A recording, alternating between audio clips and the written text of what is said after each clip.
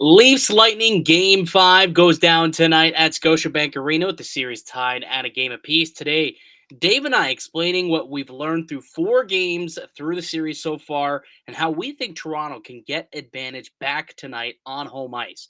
All that and more on today's edition of Locked On Leafs.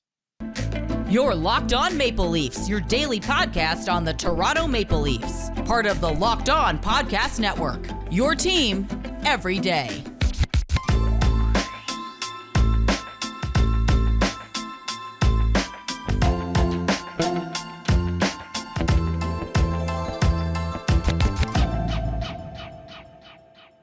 Hello and welcome to the Locked On Leafs podcast, your one-stop shop for all things Leafs. I'm your host, Mike DiStefano from TSN 1050 Toronto Radio, also known as Al's brother on TSN's Overdrive and TSN 1050's Leafs Lunch.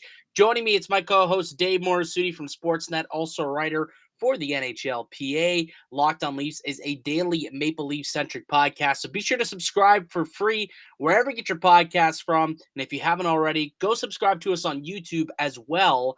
We'll be doing a giveaway once we get to 1,000 subs. So we still about 300 or so away. We've eclipsed the 700 sub mark. Appreciate everyone who has. If you haven't, or it's your first time joining us, hopefully you like it and hit subscribe. Leave a comment below. Smash that like button. All the stuff that all those YouTubers say. Let's get on with the show here, Dave, because this is an important one. Yeah. We're going into a pivotal Game 5 in the series between the Bolts and the Leafs, in which I think it's a must win, man. Like, I'll be honest with you. The Leafs lose tonight. I think it's curtains. It's game over. They're not going to get a win in Game 6 and Game 7. It's just, it's nearly impossible to beat a Lightning team after they lose a game. So even if, they win tonight, if you win in Game 6 in Tampa, they come back even stronger after a loss, and Toronto seems to just fade after a win. We've seen that. So, we'll talk about why tonight is must win, why we like Toronto tonight, what we can look forward to, and why tonight gives you a little bit more better of a chance to win than the previous 2 games. But before we get into all that, we get to our keys to the game and whatnot. I figured it's a perfect time through 4 games. Both teams have had 2 home games. It's a perfect time to kind of just sit back and say, what have we learned in this series through the last 4 games? So, Dave, I pose that question to you. We're through 4. The series is tied at 2. You've had a blowout from either side so far in this game, so far in this series. Like, what have you learned about either team? But, what have you learned about the Maple Leafs, I guess, more specifically? It's really hard to gauge the play in some cases because there's been so much time spent, on special teams that neither team has at times hasn't really been able to get much of a rhythm going at 5-on-5. The special teams have really dominated this series. Maybe it's not something I'm surprised about, but I did not expect it to get to this point where we've seen teams, Tampa get 8 power plays in a game, or, the Leafs, even as good as they've been shorthanded, that's probably one of those things. And then the other thing really is we're seeing some of the trends carry over from past years where the star players have not been terrible, but they haven't been good enough for the Leafs, in my opinion. Yeah, I'd agree with that one wholeheartedly. So we'll kind of start with those 2, and then we can kind of keep dissecting this. There's a couple other things that I feel like I've learned as well. But there's been a lot of – it's been a very undisciplined series so far. And I think both teams got to clean it up, both Tampa and Toronto, because if you look at it, I can look at a stat sheet, not even look at the goals, just look at literally the stat sheet and see how many penalties one team has taken and how many power plays the team has been awarded, and I could probably tell you who won that game. Because that's really been a massive difference between winning and losing, is what team has spent more time in the box. And that's been a big part of this thing. And it also kind of goes with the star players not getting it going, because a guy like Austin Matthews, who is it's your best player, you take 8 penalties like you did in Game 4, that's, all that power play time that you're giving to Tampa. You don't have your star player out on the ice because Austin Matthews doesn't kill penalties. It's not that he can't kill penalties, by the way. I've seen a lot of people saying, oh, how could you call Austin Matthews the best player in the world? He doesn't even kill penalties. It's not that he can't. It's just that you don't need him to. You don't want him getting hurt. You want to keep him for the offensive stuff, and it's just a way to manage minutes ultimately. But that's an aside. But ultimately, when you're spending so much time in the box, you're spending so much time shorthanded, you're keeping your stars off the ice, and it seems like it's really gotten them out of a rhythm, And then when they get there, Kevin BX did a good job of highlighting that he was fumbling the puck in the first period in Game 4 and wasn't as crisp as he typically is. It's because he's not really getting his touch. He's not getting out on the ice because he's spending a lot of it glued to the bench watching the PK go to work. Luckily, the penalty kill has been decent so far, but it has, killed them in a Game 2 specifically, not as much last night. They were 7 for 8, but still, it's throwing off the rhythm of those star players. And ultimately, what I've learned is those guys got to get going. Like, absolutely, those guys need to get going. Specifically, Matthews, Marner, but also Tavares and Nylander. Like, that's the big thing, right? The depth is getting it done. Like, they're deep enough to compete, and the team they can win with Jack Campbell in net. That's something that I think I've learned as well. We've seen Campbell steal a game. We've seen the depth come up big and steal a game. That Game 3, that's Campbell and the depth. They stole you one. The Stars need to go out and get the other 3. They got one in Game 1. Now they got to go out and get 2 of the next 3. And to do that, these guys got to start performing, man. It's for those two, Matthews and Marner in particular, to go through a 2 games in a row now where they've been so ineffective is just you can't win with that. You really can't win with that. I have a couple of statistics that are pretty glaring, actually. When Matthews and Marner are locked up against Sorelli, Point, and Killorn through games 3 and 4, they've been outshot 6-1, outchanced 9-0, and have an expected goals percentage of 4.8%. Not good enough, my friend. Not good enough. So those guys got to get going. Yeah, no, they definitely do. Like what's interesting is that I thought Tavares and Nylander were better in that third period. Like we saw it with the 2 goals, but I saw Tavares really pushing it. Like as much flack as he's been taking from the fan base, from the media, from a lot of people, it's not from a lack of effort for this guy. We kind of touched on this with Sheldon Keefe's comments on it too. He's pushing, he's trying. Marner, I'll give him this. He's playing a lot on the penalty kill.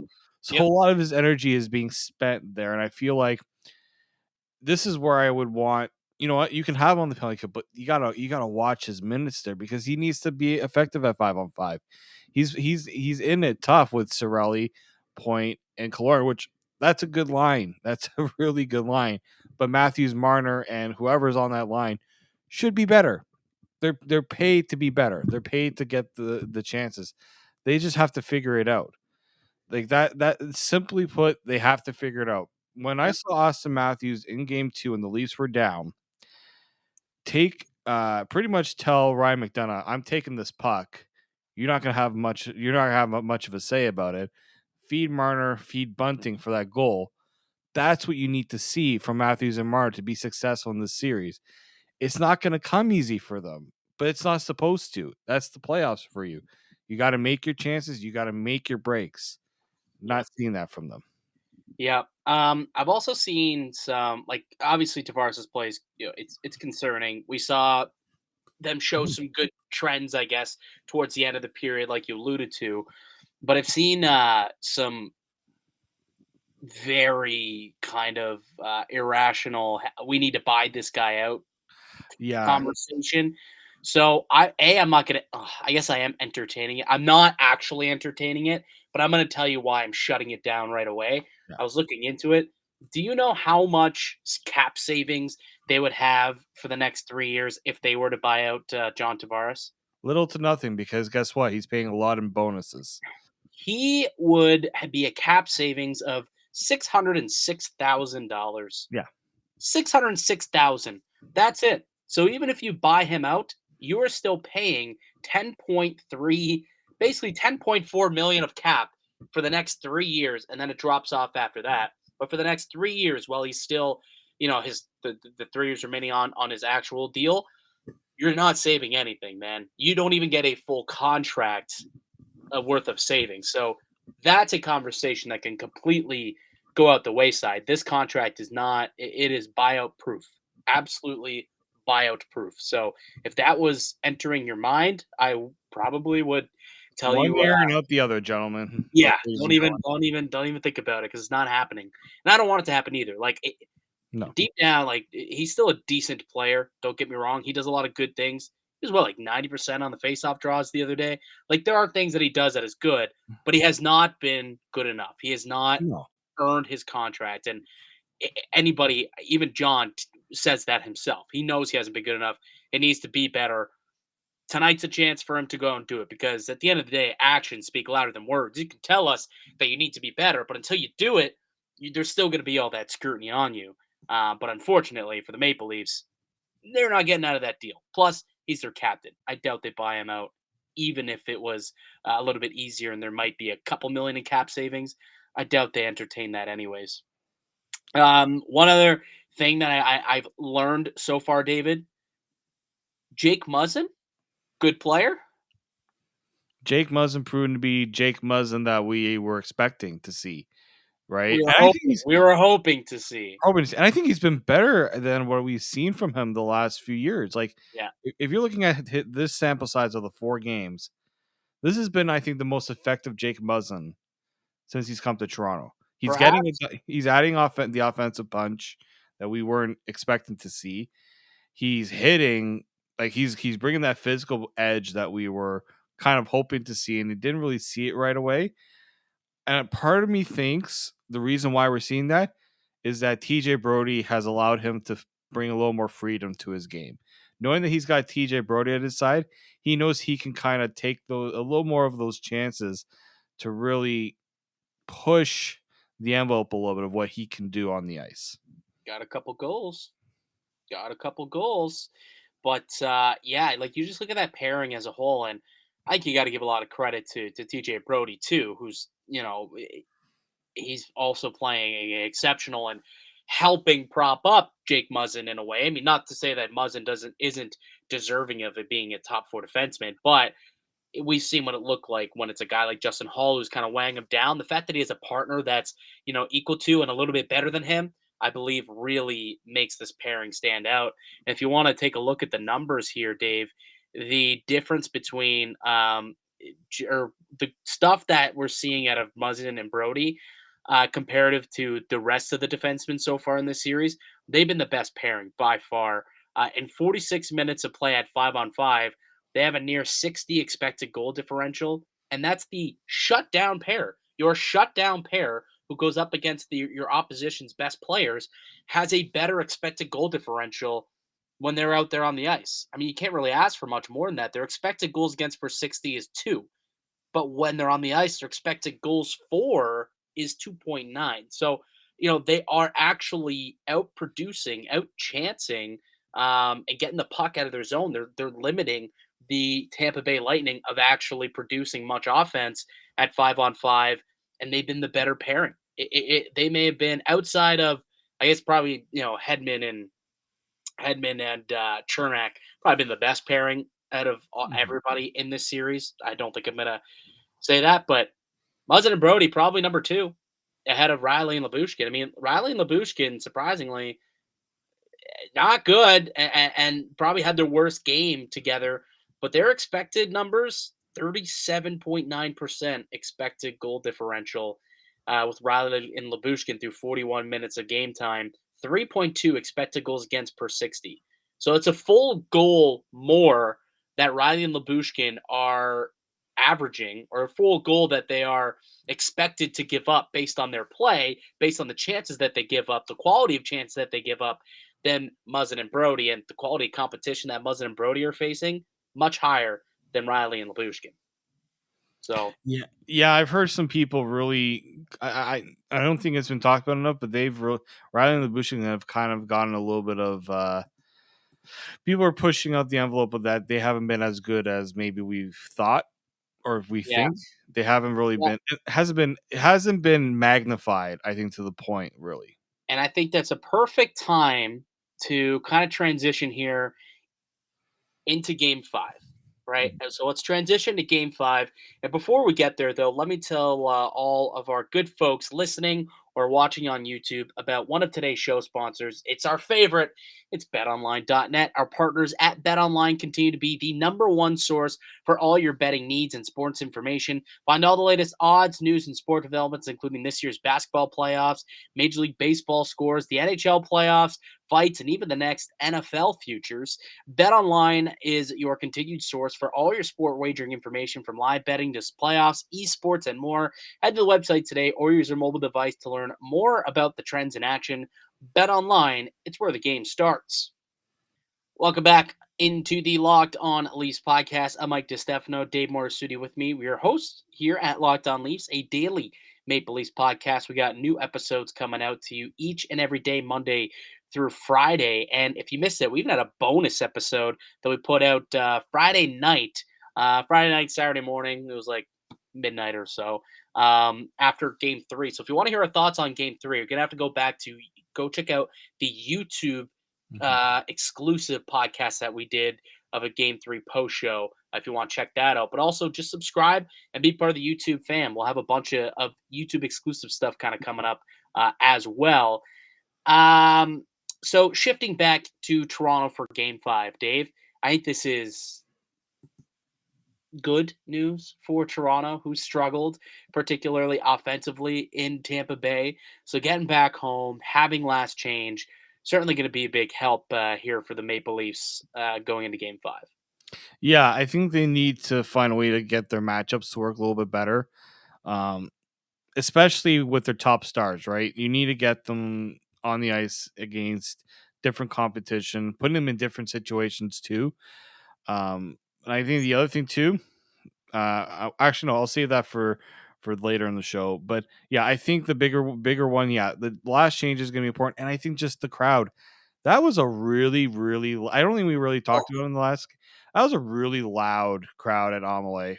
Oh, yeah. Holy cow! And then Like you get a goal in that's the not first easy. minute. No, you get a goal in the first minute, and it gets even louder, right? Yeah. So, yeah, definitely you get home. Not only do you have, home ice, so you get the last change, but also you get a roaring crowd. If you are going down to the game, if you're listening to the show, you're going down to the game tonight, you got to make as much noise as possible. We saw in game 1 how pivotal the home ice advantage and the home crowd was. Sheldon Keefe said it was the first star of the night. That's got to be the case in game 5 as well to give this team a little bit of a push, because seems like they may need a little bit of a push sometimes, and maybe the home crowd, the cheers of the Toronto fan base could potentially get that to happen. But you're right. For me, being able to skirt around that Sorelli points and Hedman matchup that has really bogged down Matthews and Marner, to me, is going to be huge. They got to figure a way to get those two going specifically. So what we saw in games 1 and 2 was it was the Tavares line that were matched up against those guys, and they did a pretty good job of limiting them. They didn't get much going offensively, which is, I guess, what you got to ask for. And then we saw Matthews and Marner score in the first couple of games, whether it was on the power play or at 5-on-5. We did see them put pucks in the back of the net. So they got to try and get back to that and get away from those guys and expose Tampa's matchups as much as possible. If that means double shifting, Matthews and Marner and whatnot, you go for a skate as if you're going to fake a change. They throw out the third line or the fourth line and they go right back out to the ice. And next thing you know, it's going to end up being Nick Paul taking a face off against Austin Matthews or, whoever it may be. Maybe, it's Pierre Belmar versus Austin Matthews. And you like that matchup a heck of a lot more. I could guarantee you that. So like that's something that I think they got to try and do tonight. In terms of any other in-game adjustments, anything else that you would like to see? I'd like to see a little more tenacity from this Hmm. Leafs team. And what I mean by that pretty much is don't be afraid to push the envelope a little bit. I'm not saying go out there and hit everything in sight and maybe take a dumb penalty or something like that. But let Tampa know you're there. Let Tampa know that whatever they do, there's going to be a response. There wasn't a So response when Tampa scored. They were allowed to score, was it 3? Well, they went up 3-0, and then they went up 4-0. before Toronto even got anything going. It was 3-0. Toronto had one shot on goal. Yeah, Like, my point exactly. Yeah, like have more have more than one shot on goal before, when Tampa's up 3-0. That yeah, that was the big. preferably, you could at least have as many shots as they do goals 8 minutes into a hockey game, but, you know, Yeah. apparently sometimes they don't want to do that. I would imagine that's not the case tonight, though. I would imagine that they do come out and play well. They responded in game 3, right after losing game 3 or after losing game 2. So hopefully they can have a nice response here coming out of the gate in game 5, much like they did last time, coming off of a loss. So it's not just Tampa who can fire back after losing. Toronto can do it too. They've already done it once. Can they do it again? That's kind of the question that we're going to learn here. So you talk about tenacity. Now we get to the interesting part. So there was practice, yesterday, but or there was no practice yesterday. Rather, bit of a rest day heading into the game, a travel day, if you will. So we don't know what the lines are going to be. But Sheldon Keefe was asked, is there going to be any lineup changes? And he said no decision has been made yet. So as of recording this right now, there has been no decisions made on the lineup changes as of now. But Dave, would you envision potentially seeing a different lineup? Maybe, like you said, get some of that edge back in there, whether it's a Clifford or a Simmons up on the fourth line, or maybe you can see Timothy Liljegren getting in there. Like, do you see any lineup adjustments that you would like Keefe to make? I think, yeah, getting Timothy Liljegren back in there would be a good start. When it comes to Simmons or Clifford, it all depends on who you considering taking out, right? Is Michael Bunting healthy enough to play? That's a big one there. Is Michael Bunting been effective enough? Like, he was effective in game 2 when he got in, but we saw that maybe the knee is not really respond, or the leg's not responding in the way that they were hoping. So I'm wondering, do you try to get someone who's a bit healthier and that can give you a little bit more in there? It's all about who you're taking out. Kasha?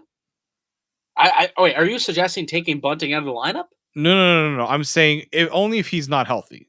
If he's not healthy, don't play him. But if he's healthy, you let him play. Well, he's not healthy. I'll tell you that right now. He is definitely not healthy. But if He's pushing though. It's not yeah, like as he's healthy been as invisible. he'll be just as healthy in game Yeah. 5 than he was in game 3 or 4. So if that's the case, are you taking him out? Probably not. I don't see him coming out unless you never know. He might. We haven't seen him skate. They didn't skate today, Yeah. or as we're Unless he's recording this. re-aggravated Yeah, something, I don't anticipate him coming out of the lineup. I'm not asking to take him out. I'm just saying that if that could be something to watch for because he's been Interesting. limited.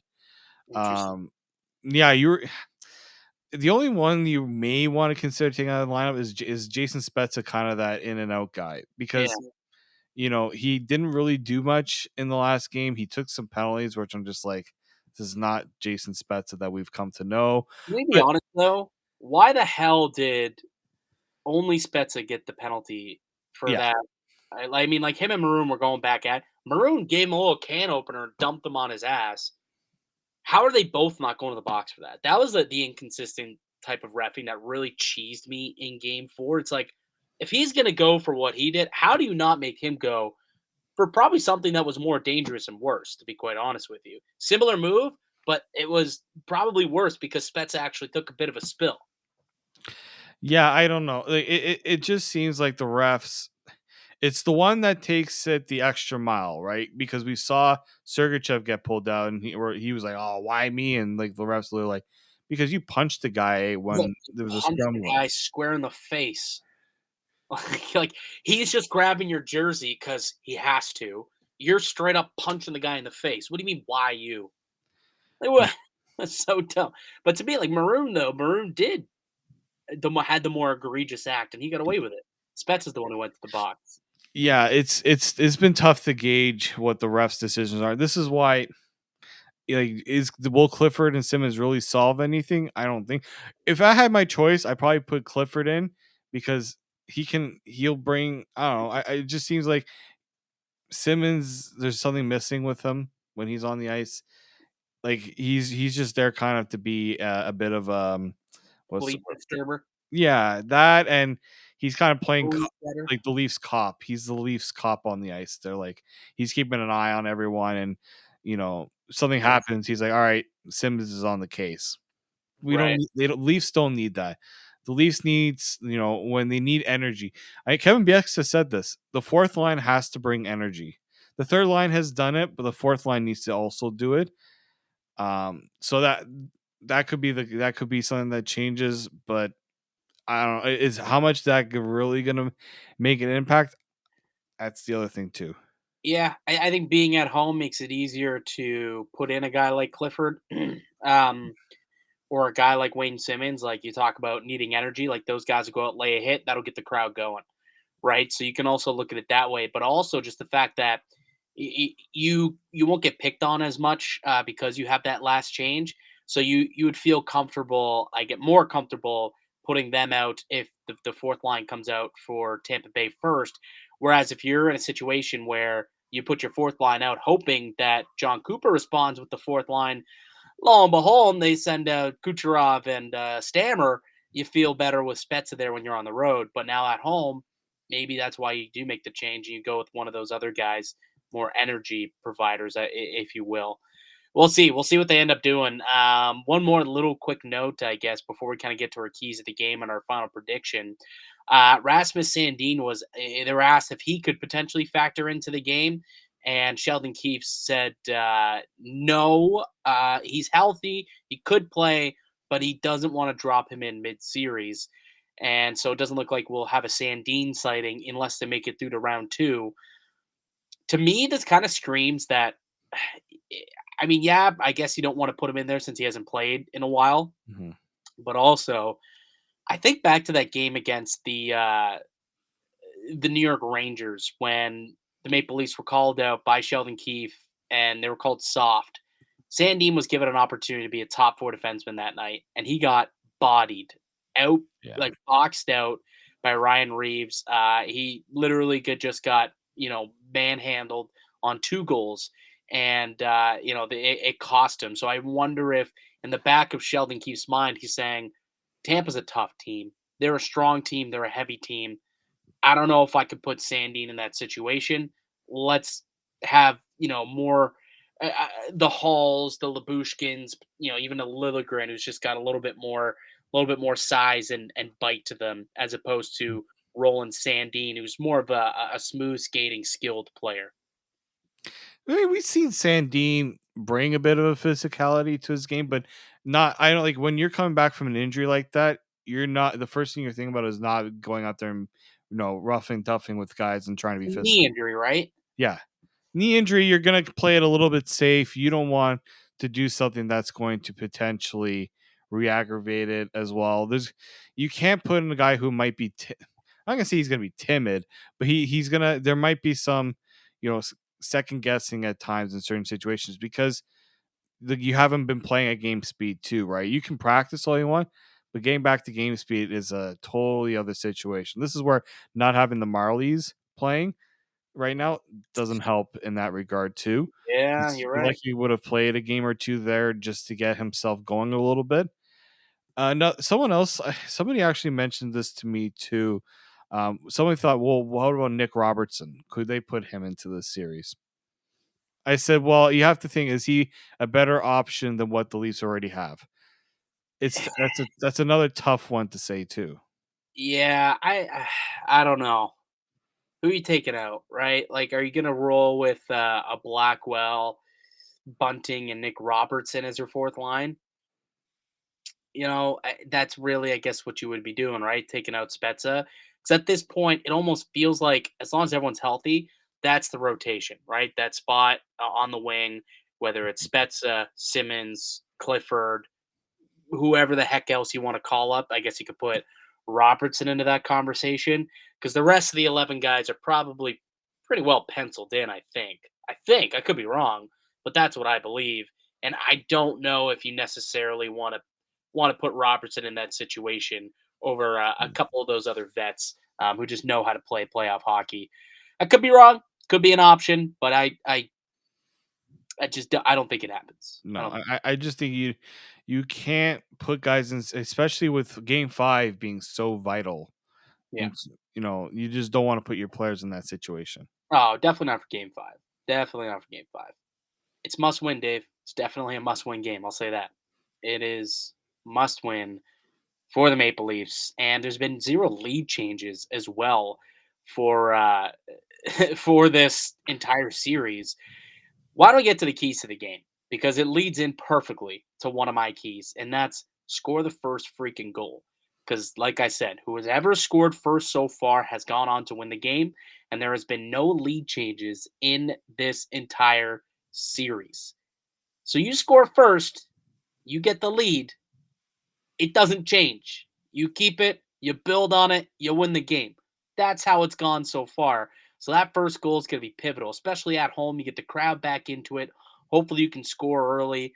That's going to be one of the keys to the game for me. And maybe a way you do that, one of my other keys, you somehow get Matthews away from Hedman, Point, and Sorelli, and you let him dominate against lesser competition. You get the matchup that you want and let him do his thing. Him and Marner got to produce here in game 5 for this team to win it. If they don't produce, I don't see a victory coming their way. And they have a pretty good opportunity to do so with last change and being able to dictate the matchups.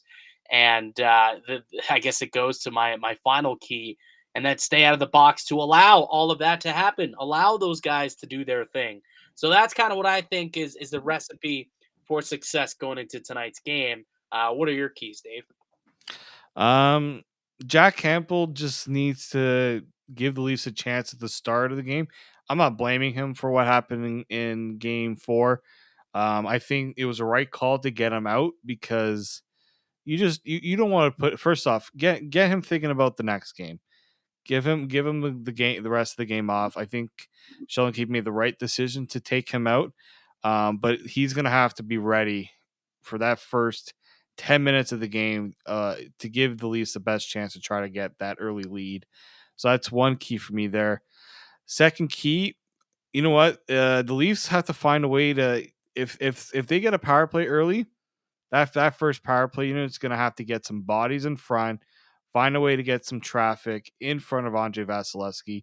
I think you could see the balancing of calls a little bit. We've seen this in the playoffs. Tampa got a bunch in the last game. The Leafs could be due for some if that is the case. And the last one is composure. I think there's been a lack of composure from at least, a lot of the penalties they took. A guy, like I think at one point Andre Kasha got his stick grabbed and he tries to fling it out. And guess what? He high sticks the guy in the face. You have situational hockey, guys. You have to think and be composed in those situations because that Tampa is going to want you to be undisciplined, unhinged. Don't let them do that. Yeah, couldn't agree more, buddy. And the traffic thing, not just on the power play, Well, all situations, but mainly power play. right? Like just get guys in front of Vasilevsky.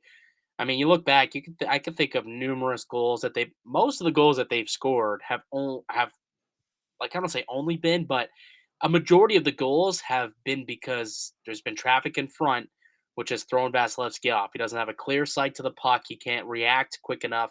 I mean, Muzzin's goal, traffic in front. Both of Marner's goals, traffic in front. So if you can get traffic in front of the net and kind of screw with the eyes of the goaltender and get him off his game a little bit, get him searching for pucks as opposed to being in position in his crouch position, I believe that that might put the Maple Leafs in a pretty good position to try and score. All right, Dave. Final prediction. What are we seeing tonight? Uh well, I'm gonna be at the what do they call it? The Ford VIP party Oh for this game. yeah. Gonna get some nice food. We found out who's going to be there. Of No, my sister went for game 4. Nick Corson was there, right? was that? I think I saw Corson was He there. was there the game 4. It was Nick Antropov, Leaf legend. Nick Antropov Ooh, was there. Antropov. Was there. So I don't know. I'm curious to see who they bring out. I think it's gonna be the similar person that they'll have at the tailgate. Being home, being this such a pivotal game. Let's hope they bring out someone. I think Caberlet's been there out there too, so it'll be interesting to see. Wendell. Maybe it'll be a little Wendell. Well, Wendell would be nice. It'd be a nice little homage. Maybe Dougie, if Dougie's around, if he's The winning vibes. get the winning vibes there. Yeah. Um, I'll go with my prediction will be 4-2 Leafs. Buds, you're looking at my screen. I got a 4-2 Leafs final prediction as well, my guy. I think we got to put a little bet on that then. We might have to put that would make the Leafs puck line winners. So we're gonna go and place a little wager at BetOnline on the Leafs puck line tonight. Do we like that, Dave? Do we feel strong enough about that? We might. We might. We might have to do I it. got a little bit of a cold streak, so I got to snap out of it. So let's do our best. Let's do it. We're firing that wager up. Hopefully it pays off. Let's hope it pays off, pal, because that'll make us double happy. A, because we'll win money, and B, the Leafs will have a 3-2 series lead.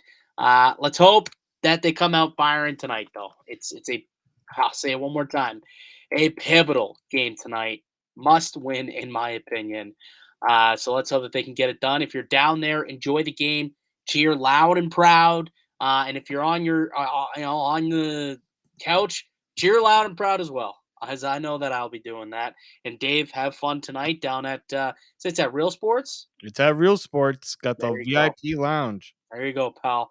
You'll have a blast, and we'll be back with you guys all tomorrow morning. We'll be breaking down the game of Game 5. Hopefully, we got some good stuff to chat about. But that's going to do it for us here today on the pod. I'd like to thank you all for listening and supporting the show. You can subscribe to the Locked On Leafs podcast on all podcast platforms and receive daily Leafs content. Follow myself on Twitter at Mickey_Canuck. Follow Dave at D_Morassutti. Follow the show on the show as well at Locked On Leafs. And also go and follow us and subscribe on YouTube, Locked On Leafs on YouTube. Leave a comment below your prediction for tonight. Give us a goal scorer too. Someone you think will get one by Vasilevsky tonight. That'll be in the comment section below if you are part of the YouTube clan. All right, that does it for us here today. We'll be back tomorrow to break down Game 5. But until then, keep it locked right here